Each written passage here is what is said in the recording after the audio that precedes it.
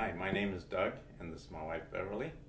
And you're probably wondering why a couple of old geezers are in here talking to you guys about dating. Well, the fact of the matter is, we've dated for a long time, and we have a lot of experience in it, and we have been married 40. I knew that. I just wanted to make sure that she knew too. So that was a test. She passed the test, and on June 3rd we'll be married 44 years.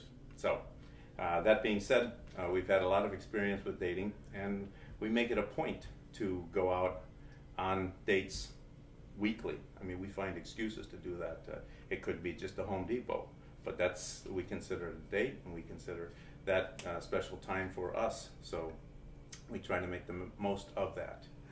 All right, there are a number of things that we'd like to discuss with you. Both Bev and I have ideas on how we've gotten to this point in our marriage of 43 years, and we'd like you to consider how you got going in the first place. What attracted you to your spouse?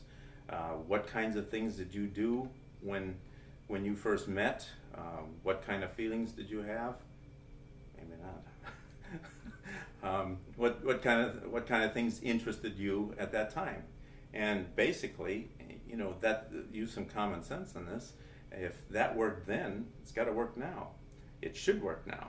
But too often we get so wrapped up in after we get married, we get so wrapped up in family and kids and their activities, work, doing all kinds of other activities, we forget about a very important relationship.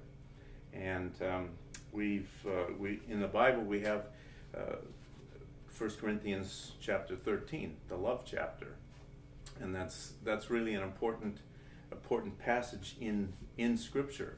And we would like to challenge you to do some reading and studying in that particular book, in that chapter, 1 Corinthians 13, and you'll see how putting into action some of those topics will really change your relationship with your spouse.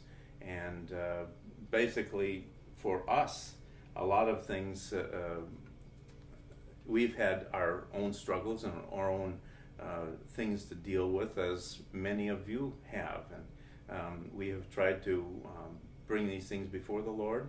And in our marriage, we want to have the Lord first, each other second, our kids third, our job fourth, and church responsibilities and issues fifth. So we try to keep that in front of us, and allow our thoughts and our actions to be dictated by those 5 items.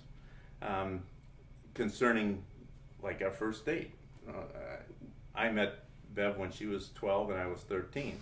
We couldn't date then because our folks wouldn't let us.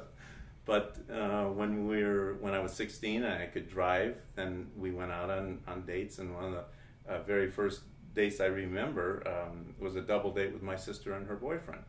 And during that time, we got to know each other on a different level, other than just seeing each other on Sundays at church or at youth group.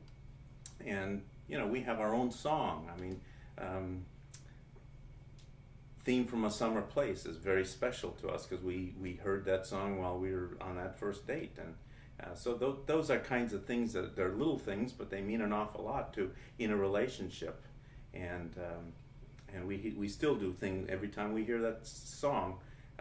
Either if I'm in the truck, I call Bev and just leave the phone right next to the radio and just play it for her, and that's one of those things that's special to us. So I'm sure each of you guys have special things that you might consider important in your lives, and I would encourage you to go back to those things. Find ways to spark up your life and your relationship. And if it means sending notes or sending flowers, how many times have you guys sent flowers in the last couple years? I don't know, but those are important things. They're little things, but they mean a lot to a woman. Guys, I'll talk to you for a moment. You have a responsibility to be to be the leaders of your home and your marriage, both spiritually and for the home. In this day of role reversal, sometimes women are in the workplace longer and stronger than the guys are, and they're the breadwinners. But that's today's age, and things are a little bit different than when we were coming up. However, Bev has worked a good portion of her life, and it's afforded us opportunities to do extra things with each other and with our kids. So, Bev, would you have anything to add to this? I think one of the most important things that we learned early on was that time and talk and touch play an important role in our relationship. And if one or the other or the third is missing, then we're not doing what we should be doing for one another. And we learned also that selfishness is probably at the root of why problems begin in the first place, and it's because maybe you want something and you're not willing to give a little bit or bend a little bit for your spouse. So if you learn to focus on the other person and actually become a student of your spouse and find out what really works for them, what they like to do, and be willing to go to a few ball games if that means being together with your husband, do that. And talk to him about what he does for a job, and maybe there's some ways that you could help him in doing some of his work, but at least show an interest in what he does. And then above and beyond that, let him know how much you really, really appreciate what he is doing as far as being the breadwinner for the home and going off every day and facing the world and the responsibilities that are out there.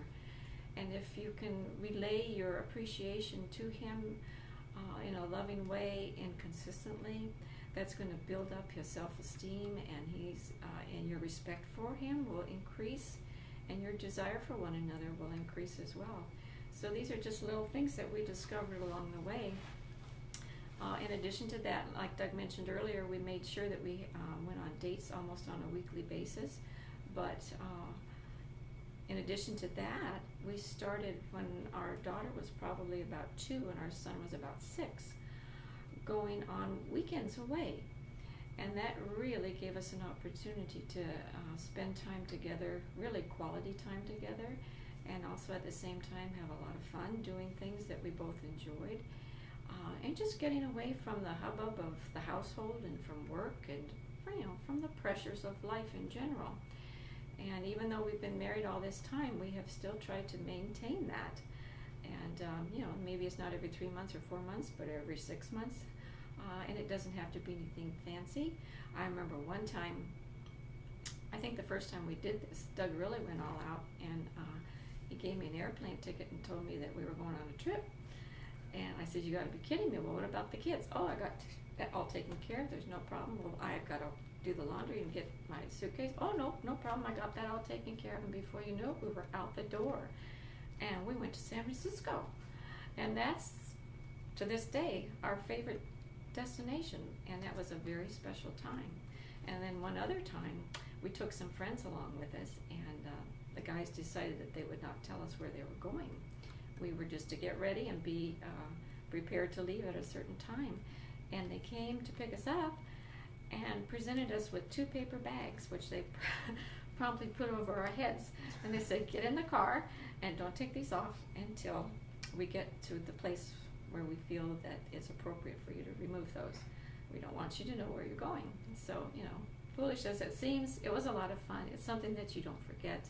And it's an experience that really helps to build your relationship in your marriage. So I would really encourage you to remember to talk and time and touch and those special moments away. Just start with something simple. And as you do that, you'll find that you really, really want to spend more time with each other. And then you can branch out and do some of these other things that are a little bit more exotic and fun. And, utilize your friends and utilize your family to take care of your children so that the financial outlay is minimal, and you'll be surprised. Pretty soon it will catch on, and maybe another couple will say, "Hey, will you watch my kids so we can do this?" And it will really, really help to build your relationship. But If you're struggling now, go back to where you started. Don't let the wedge get too deep. You can always start at the beginning and always repair. But if you're recognizing that there's an area where you need to work, start working now, so that the wedge doesn't become so big that it's an obstacle later on. I have one more thing that I would like to just read from 1 Corinthians 13, the final chapter of this, final paragraph of this passage.